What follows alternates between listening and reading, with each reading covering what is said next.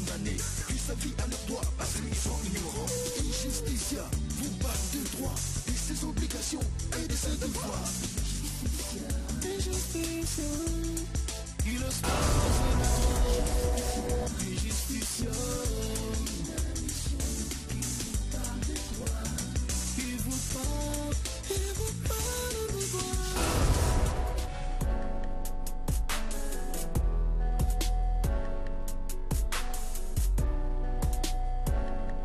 Injusticia, votre magazine qui vulgarise les principes essentiels de base du droit. Injusticia est désormais chez vous. Prenez rendez-vous avec Adams Malaika chaque mercredi à 19h sur DRTV International.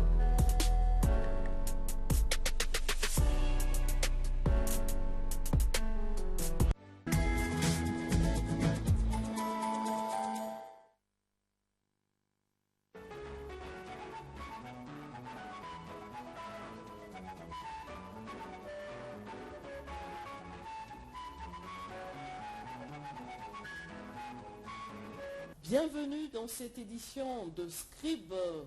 Merci à vous pour votre fidélité à cette émission.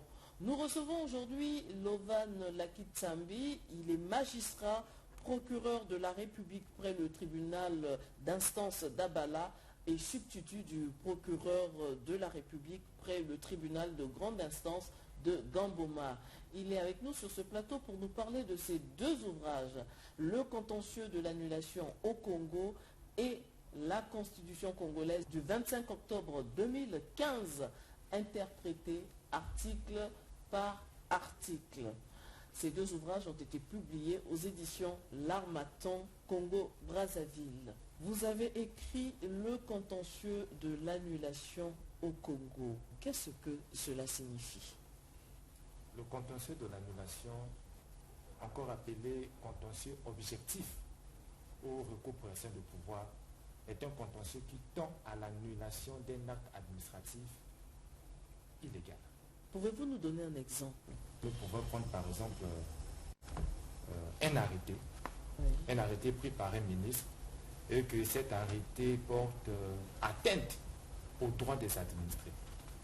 En ce moment-là, l'arrêté édicté par le ministre qui porte atteinte aux droits des administrés, ces derniers peuvent l'attaquer devant le juge administratif. Mais avant de l'attaquer, il y a une procédure qu'il faut observer. La procédure est que, avant d'attaquer un tel acte, il faut repartir auprès du ministre qui a pris ou qui a édicté l'acte contentieux. C'est-à-dire, l'administré préjudicié fait ce qu'on appelle en droit administratif le recours administratif préalable. Le recours administratif préalable, c'est un recours, en ce moment-là, nous allons parler du recours gracieux qui consiste à repartir auprès de l'autorité ayant édicté l'acte pour le rapporter. Et si l'autorité, ou j'allais dire le ministre, qui a édicté l'acte qui porte préjudice aux administrés, lorsqu'il ne le retire pas, en ce moment-là, vous pouvez saisir le juge administratif. Le juge administratif, ici, c'est la chambre administrative de la Cour suprême qui est compétente pour annuler un acte administratif illégal. Ce n'est pas n'importe quel magistrat, ce n'est pas n'importe quelle juridiction. Mais à quel moment on peut constater qu'un acte administratif est entaché d'égalité? C'est ce que moi j'ai dit, lorsqu'il porte atteinte à vos droits. Vous constatez que vous êtes quelque part dans une administration et que l'acte que votre autorité, votre chef hiérarchique a édicté, cet acte, vous constatez que cet acte va à l'encontre de vos intérêts. En ce moment-là, vous pouvez aller envers cette autorité pour lui demander de retirer son acte. S'il ne le fait pas, parce qu'il y a deux possibilités, soit il le fait immédiatement, soit il garde silence. Le silence gardé par l'administration, par l'autorité administrative pendant plus de 4 mois signifie que l'autorité n'a pas pris en compte votre doléance. En ce moment-là, 4 mois observent, 4 mois passés, et le ministre ne vous répond pas, en ce moment-là, vous saisissez le juge administratif. Mais un acte peut aller à l'encontre des intérêts d'un individu sans pour autant être illégal. Non. L'acte peut porter atteinte aux droits des administrés. Mais lorsqu'elle porte déjà atteinte à vos droits, il est déjà légal. Parce que vos droits sont prévus par les tests. Vos droits à vous sont prévus par les tests. Mais pour la personne qui ne connaît pas le droit, c'est difficile. Il y a deux sortes d'actes administratifs. Il y a les actes individuels et les actes réglementaires. Un acte individuel, c'est un acte destiné à personne nommément désignée. Mais un acte réglementaire, c'est un acte qui concerne tout le monde. Mais lorsque c'est un acte individuel et que vous ne comprenez pas, en ce moment-là, faites lire votre acte à un sachant, à un juriste, à un homme de droit qui peut vous interpréter cet acte-là. Parce que vous-même, vous ne maîtrisez pas un acte administratif. Faites lire votre acte, votre document à un sachant. Et si ce sachant vous dit que non, mais écoutez, ici, là, cet acte-là porte atteinte à vos droits, cet acte-là décide autrement par rapport à ce que vous attendez, et le juriste peut vous conseiller, soit de repartir auprès de l'autorité qui a dicté l'acte, ou d'aller au-delà de cette autorité. Si c'est un ministre, par exemple, ministre de la Justice, si vous n'allez pas auprès du ministre de la Justice, saisissez directement le Premier ministre. Parce que c'est le chef du ministre de la Justice. Si c'est le Premier ministre qui ne vous répond pas, en ce moment-là, vous saisissez le juge administratif. Vous avez parlé tout à l'heure de recours gracieux. Est-ce que vous pouvez revenir sur les différentes étapes? Oui, nous avons parlé du recours gracieux. Par exemple, quand nous sommes en train de soulever la question du ministre de la Justice ou du Premier ministre, nous sommes là dans le cas de recours, la procédure préalable. C'est-à-dire, soit vous saisissez l'autorité qui a édicté l'acte, donc si c'est un ministre, vous saisissez ce ministre-là, par exemple le ministre de la Communication. Si le ministre de la Communication ne fait pas droit à votre requête, en ce moment-là, vous saisissez. Parce que la loi parle, soit vous saisissez, soit vous faites un recours gracieux, soit vous faites un recours hiérarchique. Donc le recours hiérarchique, c'est aller au-delà de l'autorité qui a édicté l'acte. Si c'est un ministre de la Communication, vous ne saisissez pas directement le ministre de la Communication, vous saisissez en ce moment-là le Premier ministre. Mais quelle est la juridiction compétente pour constater qu'un acte est entaché d'illégalité afin de l'annuler complètement? Oui, c'est ce que j'ai soulevé. C'est la chambre administrative de la Cour suprême. Seule cette chambre, seule cette juridiction qui est compétente à annuler un acte administratif. S'il s'agit d'un arrêté émis par un ministre, au lieu d'aller voir le ministre, est-ce qu'on ne peut pas aller directement vers cette chambre? Non. La loi a prévu des mécanismes, a prévu la procédure, on parle de la procédure, une procédure préalable. Avant l'annulation, il y a une procédure à suivre. Vous allez observer cette procédure-là, jusqu'à ce que lorsque vous épuisez, parce qu'on vous a donné un délai de 2 mois. Un acte administratif illégal pour l'attaquer, vous avez un délai de 2 mois. Dans le délai de 2 mois, vous n'allez pas directement voir le juge. Vous repartez d'abord auprès de l'autorité qui a édicté l'acte. Peut-être pas le juge, ça peut être même un directeur général. Ça peut même être un décret, ainsi de suite. Vous repartez d'abord auprès de cette autorité.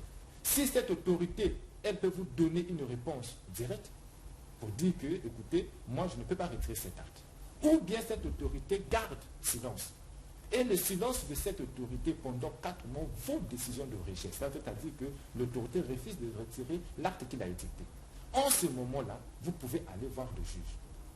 Mais le contentieux de l'annulation, ce n'est pas un contentieux contre l'autorité qui a édicté l'acte. C'est un contentieux contre l'acte illégal. Vous ne jugez pas l'autorité, mais vous jugez l'acte qu'il a pris. Et si le juge administratif constate qu'effectivement l'acte est illégal, il annule. Il annule tout simplement. Il ne peut pas modifier l'acte. Le juge administratif ne peut pas le modifier. Il annule tout simplement. Par exemple, laquelle on parle du contentieux de l'annulation. Il annule l'acte illégal édicté par une autorité administrative. Page 82, mais avant de venir à ces pages-là, il y a la page 80 où on parle de l'absence d'un personnel spécialisé. En réalité, l'une des plus grandes difficultés est de trouver le personnel apte à exercer la tâche de dire le droit dans les litiges où impliquer une personne publique. Qu'il s'agisse du contentieux de l'annulation ou du plein contentieux, la spécialisation d'une formation en matière administrative n'a de sens véritable que s'il est possible d'y affecter un personnel apte à trancher des problèmes souvent délicats et spécifiques qui y seront évoqués. Or, ce problème n'est pas encore résolu, car la Chambre administrative de la Cour suprême est souvent majoritairement composée de magistrats ayant une formation en droit privé. Et lors des nominations des membres de la haute juridiction, en ce qui concerne la Chambre administrative notamment, le souci de nommer des magistrats ayant une maîtrise du droit et du contentieux administratif n'est pas prépondérant. Certes, un personnel, même non spécialisé à l'origine, peut parfaitement acquérir le minimum de formation nécessaire pour trancher valablement les litiges administratifs s'il consacre toute son activité à cette tâche. Votre commentaire? Bon, d'abord, il faut partir de l'hypothèse où nous n'avons pas 2 ordres de juridiction au Congo. Et l'existence d'un tribunal administratif au premier décret ne signifie pas qu'il existe 2 ordres de juridiction parce qu'il n'y a pas une cour administrative d'appel, il n'y a pas un conseil d'État qui chapeaute l'ordre administratif. Alors qu'en France, quand on parle de la juridiction administrative, on voit le tribunal administratif, la cour administrative d'appel et le conseil d'État qui chapeautent l'ordre administratif.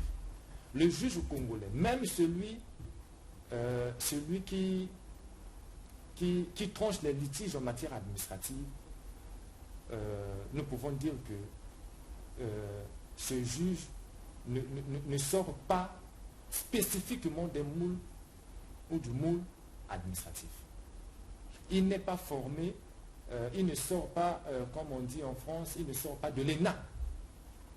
Nous sortons de la faculté de droit en tant qu'étudiants, après la faculté de droit, nous sommes à l'ENA. L'ENA me forme le juge congolais, s'il faut dire, sans spécialité. Nous sortons de l'ENAM sans spécialité. Et étant sorti de l'ENAM sans spécialité, vous pouvez vous attendre qu'un jour, vous soyez nommé à la Cour suprême, notamment à la Chambre administrative de la Cour suprême. Donc, on peut nommer celui qui a fait droit public à la faculté de droit ou celui qui a fait droit privé à la faculté de droit. Donc, lorsque nous parlons de ce paragraphe-là, nous pouvons tout simplement soulever la question selon laquelle, ou le point selon lequel le juge administratif congolais ne sort pas d'une école spécifique qui tranche les litiges administratifs. C'est un juge qui sort de l'ENAM et nous connaissons comment est-ce que la formation se déroule à l'ENAM. C'est une formation qui n'est pas spécialisée, s'il faut dire. Cela ne veut pas dire que le magistrat qui sort de l'ENAM ou de la faculté de droit n'est pas en mesure de trancher le litige. Non. Il peut le faire avec toutes les connaissances acquises à la faculté de droit. Mais seulement, nous déplorons le fait que c'est un magistrat qui n'est pas formé dans une école spécifique en matière administrative, qui peut trancher spécifiquement les matières administratives. Mais ses connaissances de la faculté de droit, en matière administrative, le service public, les actes administratifs, ainsi de suite, tout ce qu'il a appris à la faculté de droit peut lui permettre bel et bien de trancher valablement ces litiges-là. Page 81, vous dites le recours en annulation est une pure création jurisprudentielle.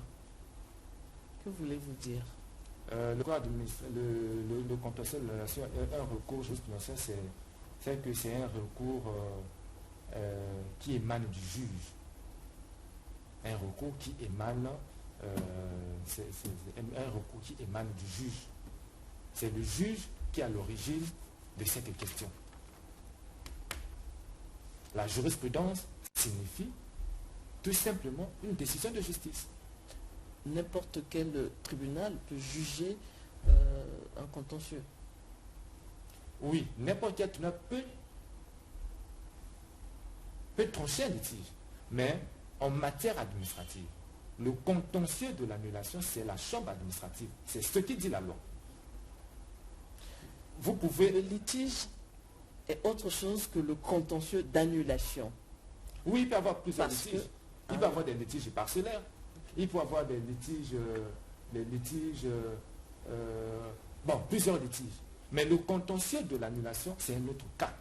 C'est un cas spécifique que le législateur a dit que ce problème-là, au Congo, relève de la compétence de la Chambre administrative. Donc le tribunal administratif ne peut pas trancher ce problème-là. La Cour d'appel ne peut pas trancher ce problème-là. Et en des termes simples, que signifie pour le non-sachant le contentieux d'annulation? Bon, pour les citoyens qui ne comprennent, qui ne maîtrisent pas trop le droit, le contentieux de l'annulation, c'est ce que nous avons défini au préalable, signifie un litige contre un acte administratif illégal. D'accord. Lorsque vous voulez faire annuler un acte, c'est ça, Oui, mais pas n'importe quel acte. mais pas n'importe quel C'est- acte, c'est- un acte illégal. Un acte illégal et cet acte doit être pris par une autorité administrative. Ça peut être un directeur général, ça peut être un ministre et bien d'autres autorités administratives. Mais si c'est une autorité privée, là, le juge administratif n'est pas compétent. Parce que les actes que le juge administratif peut annuler, nous avons par exemple un décret, nous avons un arrêté, nous avons des circulaires et bien d'autres actes que le juge administratif peut annuler si et seulement si cet acte est illégal. Mais lorsque l'acte n'est pas illégal, le juge ne peut pas l'annuler. À la 4e page de couverture, au dernier paragraphe, il est écrit: la Cour constitutionnelle est exceptionnellement compétente pour annuler un acte administratif entaché d'illégalité lorsqu'il est pris dans le domaine électoral. Mais à quel moment la Cour constitutionnelle est exceptionnellement compétente pour annuler un acte administratif entaché d'illégalité dans le domaine électoral? Effectivement, la Cour constitutionnelle n'a pas compétence à annuler les actes administratifs. Mais dans sa décision numéro 3 de 28 avril 2009, de délibération relative à la régularité de l'élection du président de la République. En son article 3, la Cour constitutionnelle a soulevé cette question-là. La Cour constitutionnelle a dit qu'elle est exceptionnellement compétente. Exceptionnellement compétente signifie que, d'ordinaire, cette compétence ne relève pas de cette juridiction. Elle est consciente que, en matière administrative, un acte illégal relève du juge administratif.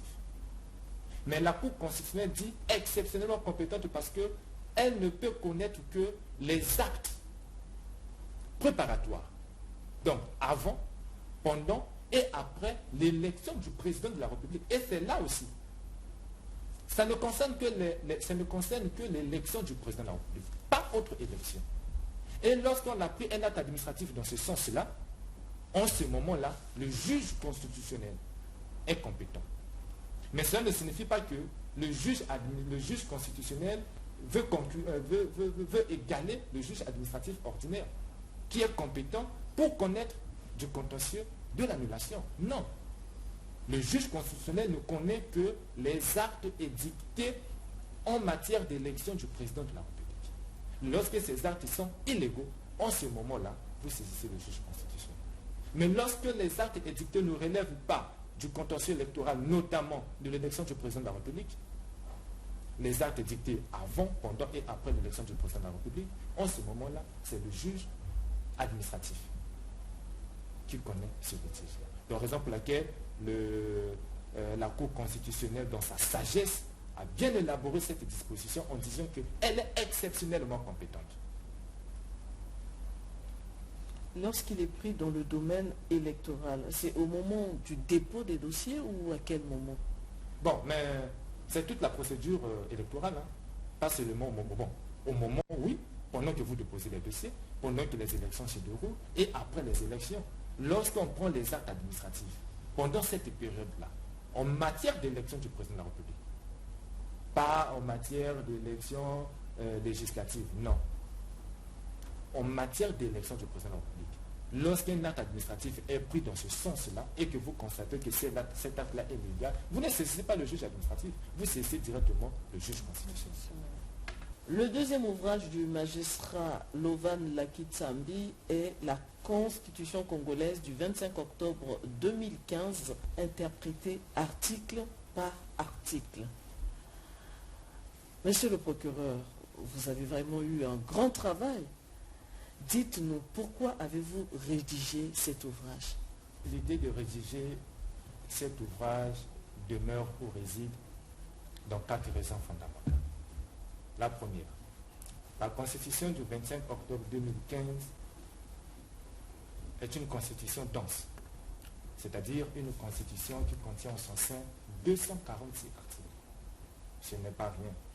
C'est la première constitution dense au Congo et l'une des constitutions denses au monde. Une telle constitution ne peut passer inaperçue. Une telle constitution ne peut rester silencieuse. Une telle constitution ne peut laisser indifférent des juristes que nous sommes. D'où l'idée de cet ouvrage. Deuxième raison. Cette même constitution contient en son sein des institutions nouvelles, à côté des institutions traditionnelles. La tentation est grande que vous me posez la question de savoir quelles sont les institutions nouvelles contenues dans la présente constitution. Il essaie de citer ici, pêle-mêle, du statut des anciens dirigeants, du statut de l'opposition, du conseil consultatif de la jeunesse, du conseil consultatif de la femme, du conseil consultatif des personnes vivant avec handicap, du conseil consultatif des sages et des notabilités traditionnelles, etc. La troisième raison, cet ouvrage permet à chacun de nous, 1, de procurer la Constitution, 2, de la lire, 3, de la comprendre, sans faire recours à qui que ce soit, car il est écrit dans un langage clair et précis. Enfin, quatrième raison, c'est l'interprétation elle-même. Que signifie interpréter? Interpréter signifie tout simplement rendre clair ou compréhensible les dispositions contenues dans la présente Constitution. Telles sont les 4 raisons fondamentales qui m'ont poussé, motivé, excité à rédiger cet ouvrage, l'objet de mon intervention. Mais y a-t-il une différence entre cette Constitution et l'ancienne? Il y a une très grande différence. D'abord, sur le plan formel, j'ai dit la Constitution de 2015 a plus d'articles que celle de 2002. La Constitution de 2015 a 246 articles, alors que la Constitution de 2002, on avait 191 articles. Première différence. Deuxième différence, c'est au niveau des régimes. Nous quittons, la Constitution de 2002 avait prévu le régime présidentiel, c'est-à-dire une seule tête au niveau de l'exécutif, le président de la République. Il n'y avait pas un Premier ministre. Là, nous étions dans un régime présidentiel. La Constitution de 2015 a changé de régime. Nous sommes maintenant dans un régime parlementaire où l'exécutif a 2 têtes, le président de la République et le Premier ministre. Voilà quelques raisons. Et puis, il y a également la différence, c'est qu'il y a des institutions nouvelles dans la présente Constitution qui n'existaient pas dans la Constitution de 2002, notamment les institutions que je viens de citer, du Conseil consultatif de la jeunesse, du Conseil consultatif de la femme, du Conseil consultatif des sages et des notabilités traditionnelles, etc. Oui, mais cette interprétation, elle est pour qui? Est-ce que, à votre avis, aujourd'hui, la Constitution serait-elle mal interprétée par les autorités chargées d'appliquer la Constitution? Je voudrais parler des juridictions judiciaires, constitutionnelles, des pouvoirs législatifs ou exécutifs. Bon, dire que la Constitution est mal interprétée par les autorités, non. Mais là, nous sommes en train d'aider le citoyen congolais à comprendre la Constitution de son pays. D'abord, le Congolais a du mal à voir la Constitution. À travers cet ouvrage, chacun de nous aura la Constitution. Deuxièmement, vous pouvez posséder la Constitution, vous pouvez la lire, mais vous ne pouvez pas la comprendre. En ce moment-là, nous avons aidé le peuple. Donc, ce livre-là, c'est tout simplement pour permettre à chacun de nous de lire et de comprendre la Constitution. Oui, mais en tant que magistrat, qu'est-ce que vous visez en interprétant les dispositions constitutionnelles? Bon, en tant que magistrat, il faut savoir que nous, de par notre statut, nous sommes indépendants et impartials. Nous ne faisons pas de politique, nous ne faisons pas de la politique, nous sommes indépendants et impartials, prouvé par les tests, mais tout simplement, nous voulons, c'est ce que j'ai dit, nous voulons aider tout le monde. C'est une constitution qui est très volumineuse, c'est une constitution qui a de nouvelles institutions que nous n'avons pas connues, et puis on ne peut pas laisser les autres Congolais au bord de la route. Tout le monde n'est pas juriste, et le droit est un peu hermétique pour les non-initiés, d'où il faut les aider avec un langage un peu facile. Voilà. Lorsque je lis la 4e page de couverture de l'ouvrage La Constitution congolaise du 25 octobre 2015, il est écrit: la Constitution est la loi suprême d'un État. Lorsqu'elle n'est ni lue ni comprise, chaque citoyen peut y aller de son interprétation. C'est pourquoi cet ouvrage à caractère pédagogique vise à éluder les avis juridiques partisans ou fantaisistes de certains individus. Avez-vous l'impression que chacun interprète la Constitution selon son intérêt? Bon, mais il y a des débats. Il y a des débats lorsque nous les suivons parfois, même dans la rue, à la cité, partout. Vous constatez que la personne qui vous évoque une disposition constitutionnelle, elle-même n'a pas le texte avec elle.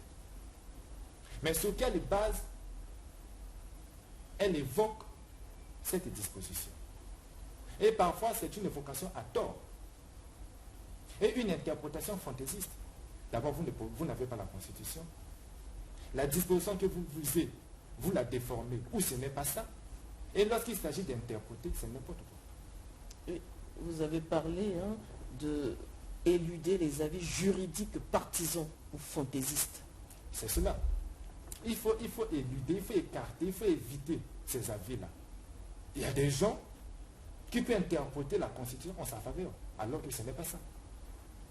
La Constitution, la disposition dit autre chose, vous interprétez tout simplement parce que vous voulez tirer le doigt de votre côté.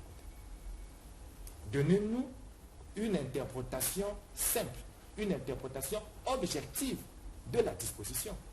Mais lorsque vous constatez que ce que vous voulez dire n'est pas ce qui est prévu réellement par la disposition, alors ce n'est pas, ça devient une interprétation fantaisiste. Fantaisiste dans le sens que vous savez que cette disposition dit autre chose. Et vous voulez faire comprendre que non, cette disposition ne dit pas ce que vous pensez, mais ça dit ce que moi je pense. Donc, nous voulons tout simplement appeler des citoyens congolais. Parce qu'il faut savoir que dans l'ordonnement juridique interne, la Constitution est la loi suprême. La Constitution est au-dessus de tous les textes juridiques nationaux. Il n'y a pas un texte au-delà de la Constitution. C'est comme on peut dire l'acte de naissance du pays. On ne peut pas blaguer avec la Constitution. Elle organise l'État. La Constitution organise l'État et par elle, l'État fonctionne. Mais lorsque des gens commencent à interpréter à leur guise ou à leur manière la Constitution, ce n'est pas ça. Quelle est la durée légale pour attaquer un acte administratif illégal? Bon, lorsqu'un acte administratif est édicté par une autorité administrative et que cet acte-là est entaché d'illégalité, l'administré ou le particulier dispose d'un délai de 2 mois pour attaquer cet acte administratif.